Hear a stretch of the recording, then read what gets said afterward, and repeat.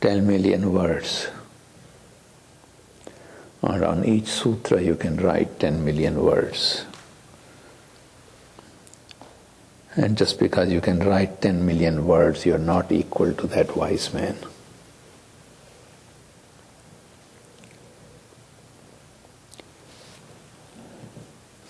So silencing those 10 million words, silencing your misidentifications, the way you identify with the event of someone having laughed at you. That comes in which one of these four urges? Fear. Freedom from fear is silence.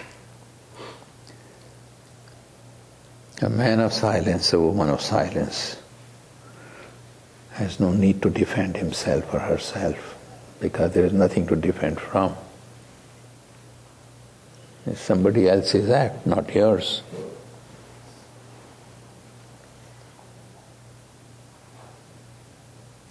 You only act in the manner that is correct, that is right, that is wisdom. From within you it arises. It gives you guidance.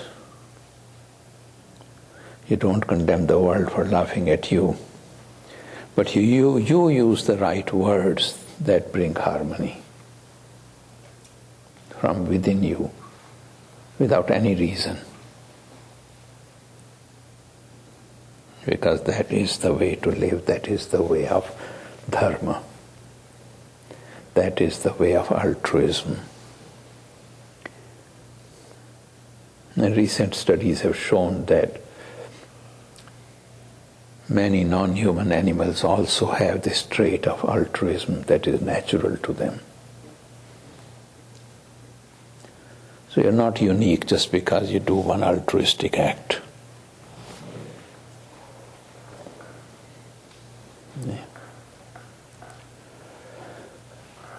So understand the purpose of silence, this cleansing, this purifying, this disidentifying from false identifications. Okay.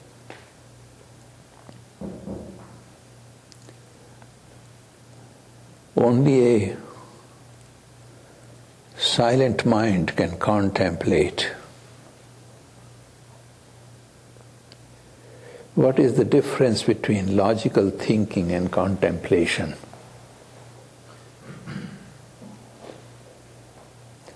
I have spoken about it many times before, because at our ashram, when we teach the texts of Vedanta, we do not teach them as texts of philosophy. We teach them in association with the practices that they refer to.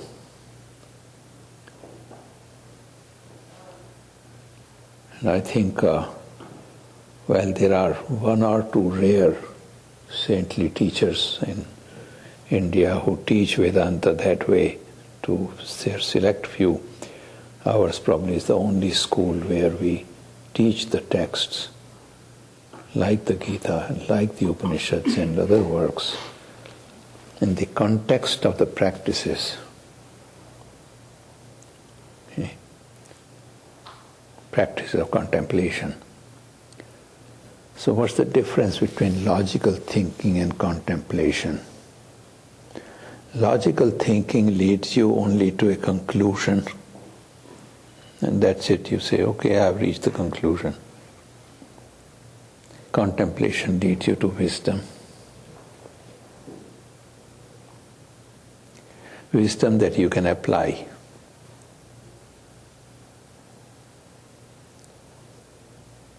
Okay.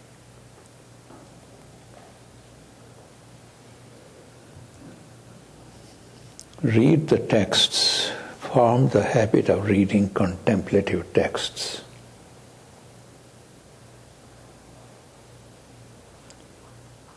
Form the habit of reading contemplative texts, texts of the contemplative philosophers, teachers, guides, sages. Not just information, but application of wisdom. Application of wisdom not to action, but to the state of your being. Application of wisdom to the state of your being. As you are, as you wish to know yourself to be, as you know yourself to be, eventually. Know yourself to be as you are,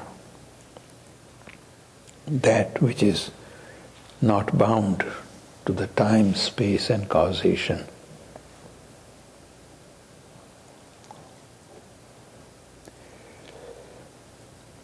That which is not dependent on things external to you. What is the definition of external?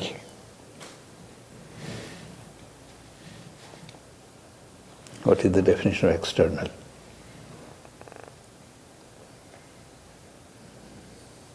What do we mean by external? The body, its shape, form, condition is external to you.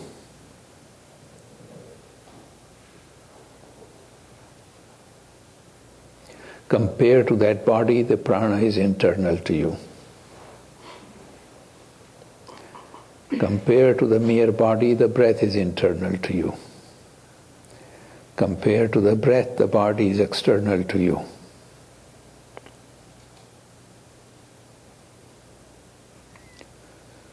Compared to mind, the prana is external to you.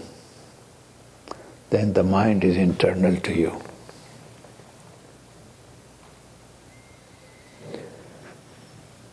But is that you? The states of mind? That is external to you. The mind's being happy and unhappy. The mind's being satisfied or dissatisfied. These are all external to you.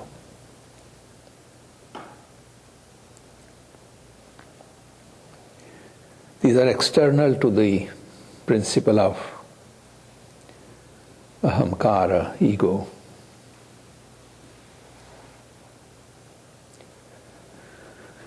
Ego, not in the sense in which you use the word as pride, but ego as the principle of identification. All limitations with which you identify yourselves, all limitation with which you identify yourselves,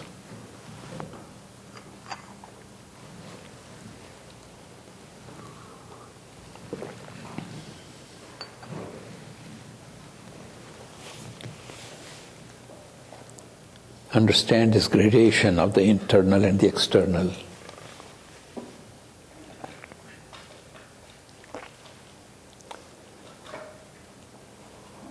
In Vedanta, you drop each of these externals. At present, no matter how much you contemplate, you stand in front of the mirror and you say, "That's me."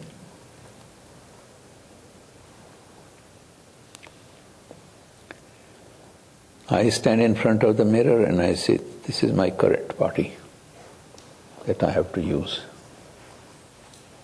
My current body, not me. The set of clothing I'm wearing.